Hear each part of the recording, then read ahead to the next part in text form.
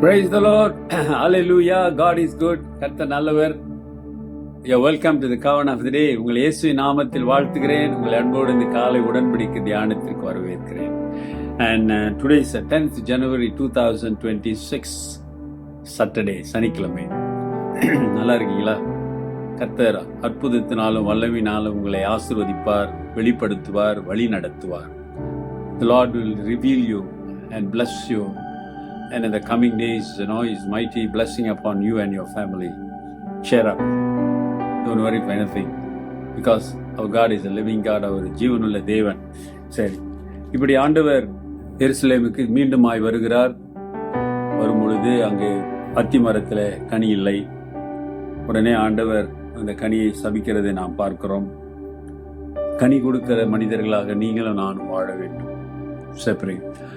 அப்போ வரும்போது அங்கே என்ன நடக்கிறதுனா, ஆலயத்திலே நுழையிறாரு. எருசலேம் தேவ ஆலயத்தில். அந்த ஆலயத்தில் நுழையும் பொழுது அந்த ஆலயம் ஒரு சந்தை போல இருந்தது.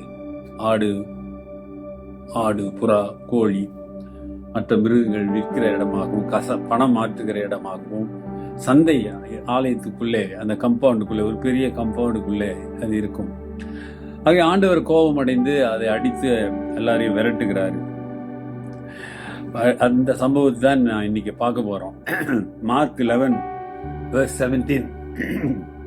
மார்க் 11 அதிகாரம் 17வது வசனம்.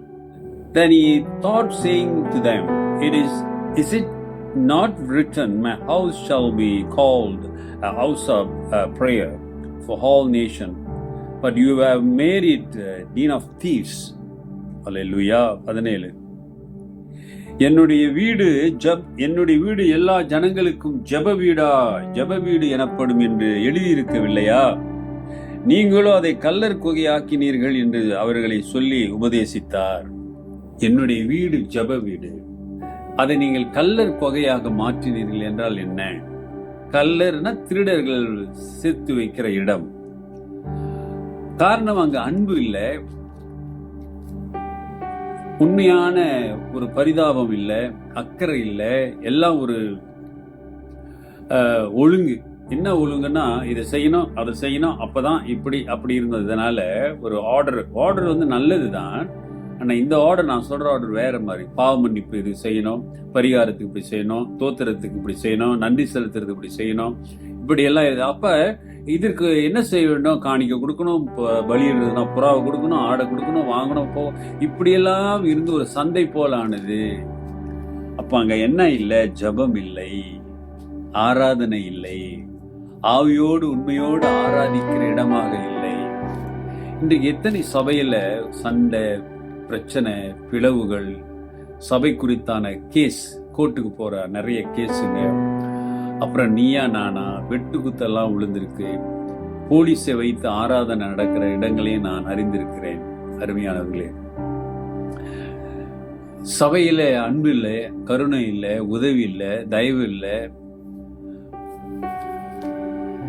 ஆதியிலே மிஷினரிமார்கள் இயேசு நாமத்தை போதித்து ஏழை எளியவர்களுக்கு அன்பு காட்டி சபையோட வளர்ச்சிக்காக பல இடங்களை வாங்கி பல காரியங்களை செய்தார்கள். கர்த்தருடைய பிள்ளைகள் முன்னேற வேண்டும் என்று பள்ளிக்கூடம், ஸ்கூலு, காலேஜ், ஹாஸ்பிட்டல் எல்லாவற்றையும் ஆரம்பித்து, எதுக்கு? கர்த்தரை ஏற்றுக்கொண்ட பிள்ளைகள் எல்லாம் வாழ்க்கையில முன்னேறி சந்தோஷமாக இருக்க வேண்டும் என்று இப்படியெல்லாம் செய்தார்கள். ஆனால் திருச்சபை கல்லர் கொகையாய் மாறிவிட்டது, வியாபாரமாக மாறிவிட்டது. பணம் முதலிடம் வைத்து ஊழியங்களாக இன்னைக்கு கூட பாருங்க, ஊழியத்தை பார்த்தீங்கன்னா இந்த இண்டிபெண்டன்ஸ் அல்லது சுவிசேஷகர்கள்லாம் இருக்கா, பணம் தான், பணம் பணம் பணம் பணம் பணத்தை முதல் வைத்து ஊழியம் செய்கிறார்கள். ஆமா தானே? ரொம்ப கஷ்டப்படுறேன், ரொம்ப இது பண்றேன், ஊழியத்துல வேதனை அப்படிலாம் சொல்றாங்க. ஆனா அவுடி கார் வச்சிருக்காங்க. அவுடி கார் வச்சிருந்தா உனக்கு வேதனை இல்லாம என்னையா வரும்? யோசிச்சு பாருங்களேன்.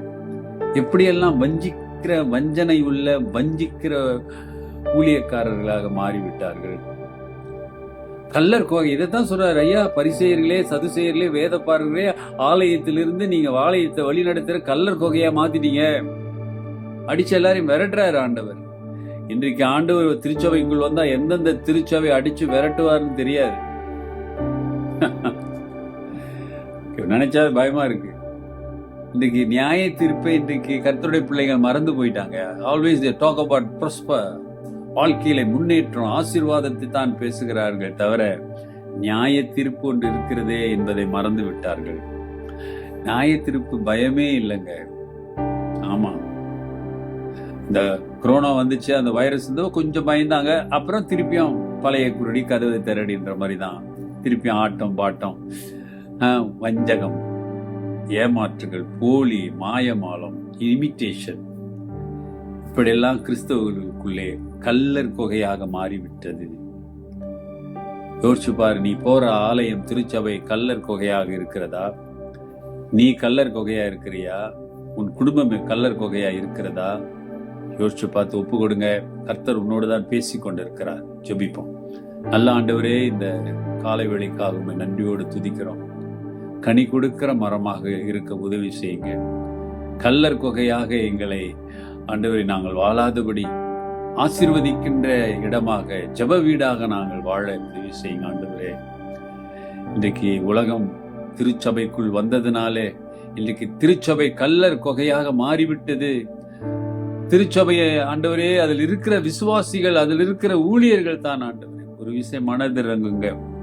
இன்றைக்கு யோசித்து தங்களை ஒப்பு கொடுக்கிற பிள்ளைகளை ஆண்டவரே கல்லர் குகையாக இல்லாதபடி கனி கொடுக்கிற மரமாய் மாற்றுங்க. திருச்சபைகளை ஆசீர்வதியுங்க. வழிநடத்துவதற்கு தேவையான கிருபைகளை தாங்க. துதிகான மகிமை உண்டாகட்டும். இயேசுவின் நாமத்தில் பிதாவே, ஆமென்.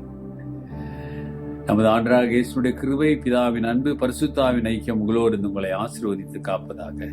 என் ஆத்துமாவே கர்த்தரை ஸ்தோத்திரி, என் முழு உள்ளமே பரிசுத்த நாமத்தை ஸ்தோத்திரி. என் ஆத்துமாவே கர்த்தரை ஸ்தோத்திரி, அவர் செய்த சகல உபகாரங்களை மறவாதே. ஆமென். டியர் பிரதர், சிஸ்டர், சகோதரனே, சகோதரி, நீ கல்லர் கொகையா அல்லது கனி கொடுக்கிற மரமா? யோசிச்சு பாரு. சொல்லுங்க, நீ யாரு? கல்லர் கொகையா இல்ல கனி கொடுக்கிற மரமா? என்ன பதில் சொல்ல போறீங்க? Take care and God bless.